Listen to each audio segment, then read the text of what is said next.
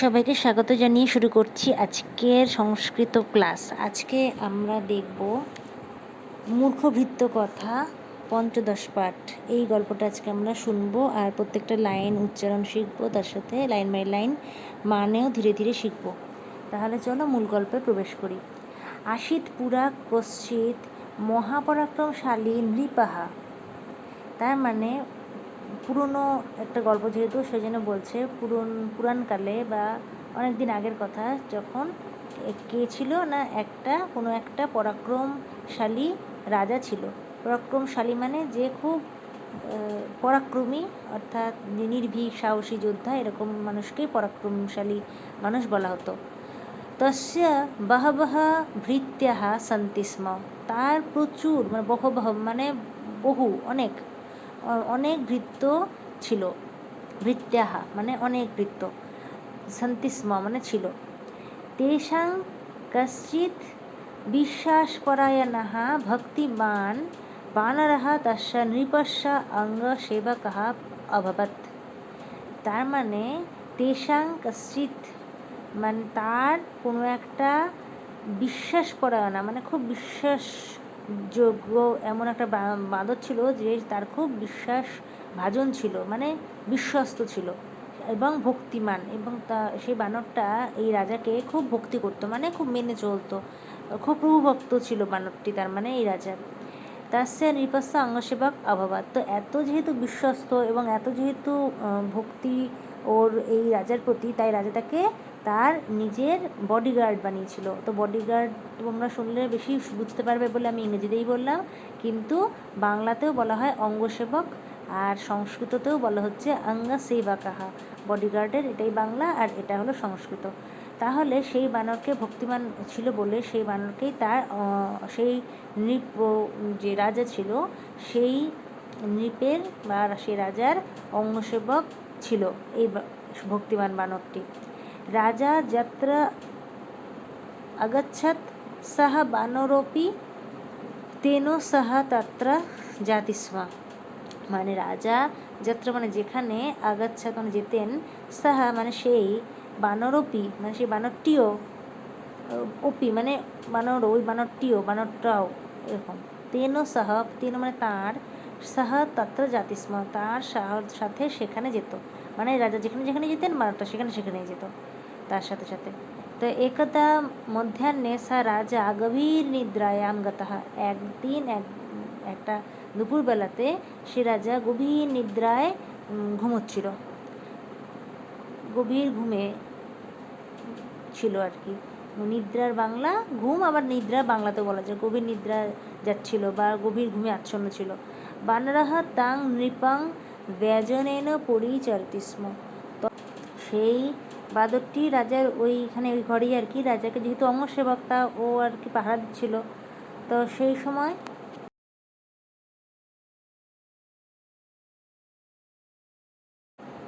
সহসা কাচিৎ মক্ষিকা নৃপস্য বক্ষসি উপবিশতি স্ম।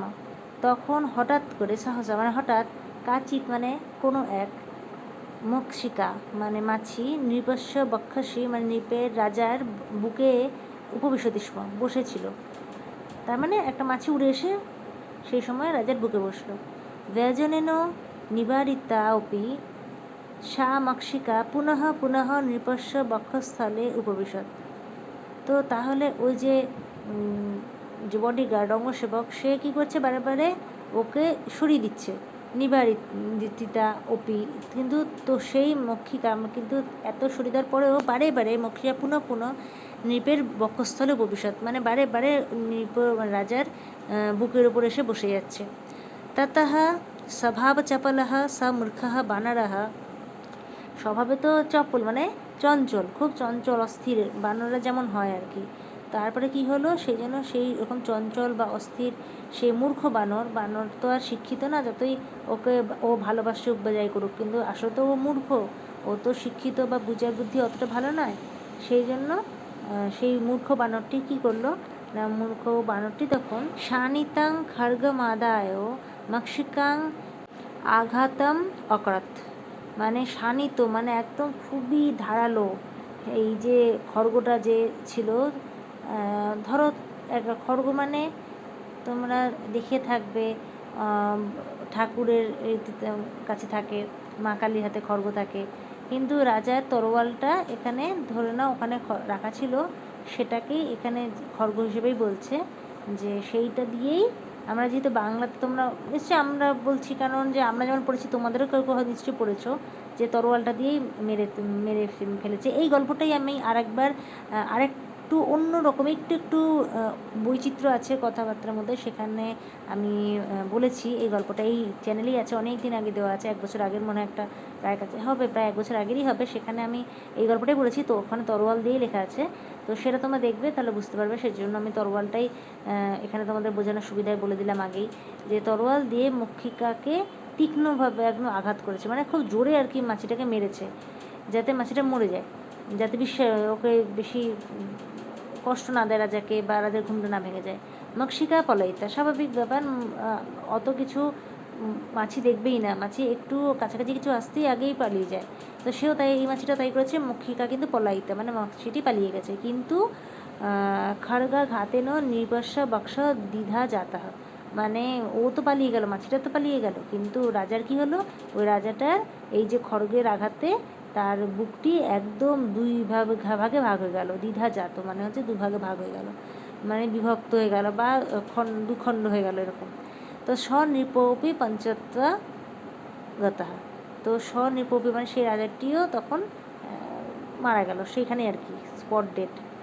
তো এখানে নিপপি কেন বললো বুঝতে পারলাম না, কারণ আর তো কেউ মারা যায়নি, রাজাটিও মারা গেল বলতে মনে হচ্ছে যেন যে মক্ষিকাটাও মারা গেছিলো, সাথে রাজাটিও মারা গেছিলো, তা তো নয়, এখানে শুধু রাজাটিই মারা গেছে, মক্ষিকা পলাইতা। তা যাই হোক, এবার নীতিটা বলে দিই। নীতি আছে, পণ্ডিতোপি বরং শত্রু ন মূর্খঃ হিতকারকা, মানে হচ্ছে শত্রু যদি করতে হয় বরং সেই রকম শত্রু করো যে পণ্ডিত, মানে যার শিক্ষা আছে, শিক্ষা কিছু থাকলে শিক্ষিত শত্রু ভালো মূর্খ হিতকারকের চেয়ে, মানে হিতকারক বলতে এখানে যে তোমার ভালো চায় বা যে তোমার বন্ধু এরকম আর কি।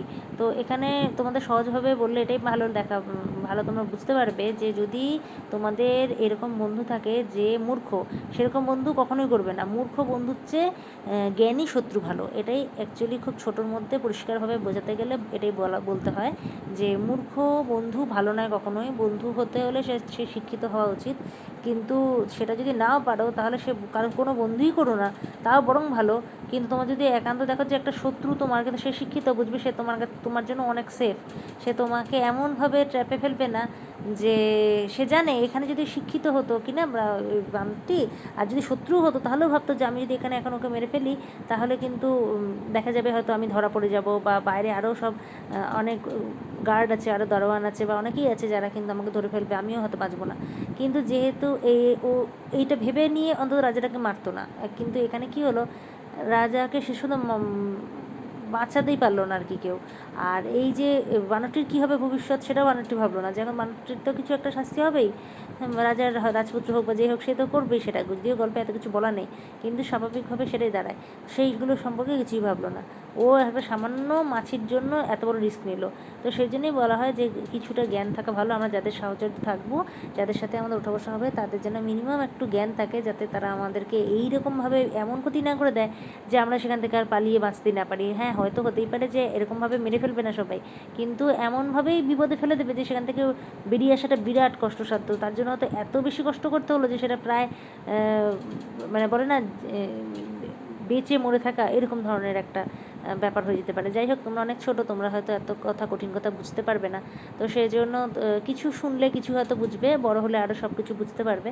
তখন হয়তো এই গল্পটা মনেও থাকবে না, বা কোন চ্যানেলে এত বড় বড় কথা শুনেছিলে সেটাও মনে থাকবে না, কিন্তু কিছুটা হলেও বুঝবে। এবং এইটুকুই জানবে যে তোমরা যখন বন্ধুত্ব করবে তখন একেবারেই মূর্খ, যে একেবারেই কিছু বোঝে না ভালো মন্দ, সেরকম বন্ধুর থেকে একটু দূরেই থাকবে। কারণ আগেকার মনীষীরা যেসব কথা বলে গিয়েছিলেন, অনেক ভেবেচিন্তে বলেছিলেন, সেগুলো কিন্তু খুব আমাদের মেনে চলা উচিত, এবং সেগুলো আমাদের পাথেয় হওয়া উচিত। পাথেয় মানে